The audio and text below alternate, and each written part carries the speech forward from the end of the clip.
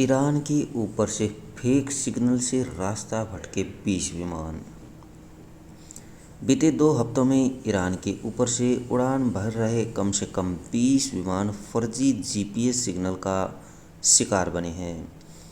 इन fake signal के कारण ये सभी विमान रास्ता भटक गए हैं। दोस्तों, ज़मीन से भेजे गए ये नकली सिग्नल इतने मजबूत थे कि वे विमान को रास्ता दिखाने वाले नेविगेशन सिस्टम को चकमा दे गए। पायलटों को विमान की सही स्थिति जानने के लिए बगदाद एटीसी से मदद मांगनी पड़ी। एटीसी से पूछना पड़ा कि क्या समय हो रहा है और हम कहां पर हैं। घटना क्यों है अहम। इसे जीपीएस सिग्नल स्पूफिंग कहा जाता है। हालांकि ये खेल 1 दशक से ज़्यादा समय से चल रहा है, लेकिन पहली बार यात्री विमानों को निशाना बनाया गया है। पहली बार यात्री विमानों को निशाना बनाया गया है।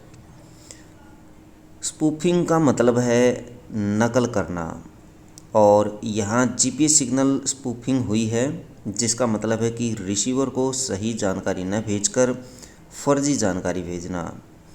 इसमें असल सैटेलाइट सिग्नल के साथ हेरफेर की बात की जाती है। असल सिग्नल के साथ सैटेलाइट के साथ ही हेरफेर की जाती है और विमान का रिसीवर नहीं समझ पाता कि फेक सिग्नल पड़ रहा है।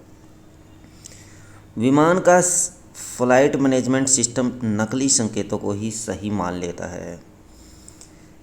किसने किया खुलासा। ओपीएस ग्रुप नामक flight data intelligence crowdsourcing websites ने बताया कि हाल में ज़्यादातर जीपीएस स्पूफिंग ईरान के हवाई क्षेत्र में एयरवे यूएम 688 में हुई। इसे देखते हुए अमेरिकी फेडरल एविएशन एडमिनिस्ट्रेशन FAA ने एयरलाइंस को चेतावनी जारी की। अमेरिकी रेगुलेटर ने कहा कि इराक के बगदाद और अजरबैजान के बाकू उड़ान सूचना क्षेत्रों में विभिन्न एयरलाइंसों ने स्पूफिंग की बात कही है, जो जोखिम पैदा करती है। एक इंडियन एयरलाइंस के कमांडर ने कहा है कि ईरानी हवाई क्षेत्र के ऊपर पिछले हफ्ते हमने जीपीएस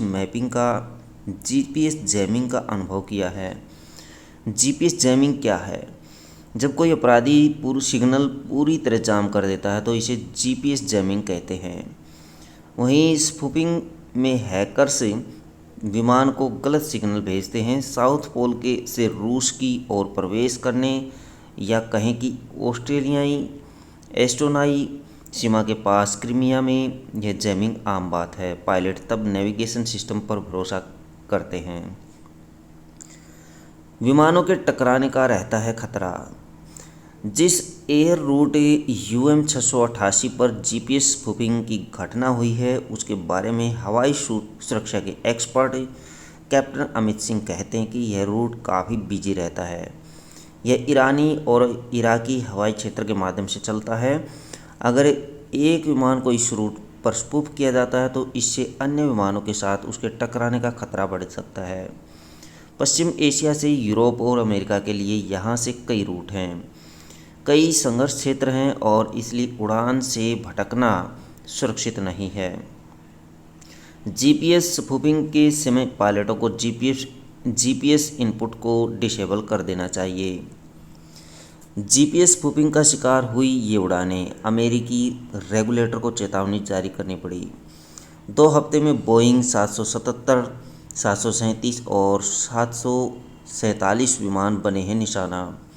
ज़मीन भेजे फर्जी सिग्नलों के कारण विमानों के नेविगेशन सिस्टम हुए नाकाम। पायलटों को सही स्थिति जानने के लिए एयर ट्रैफिक कंट्रोल की मदद लेनी पड़ी।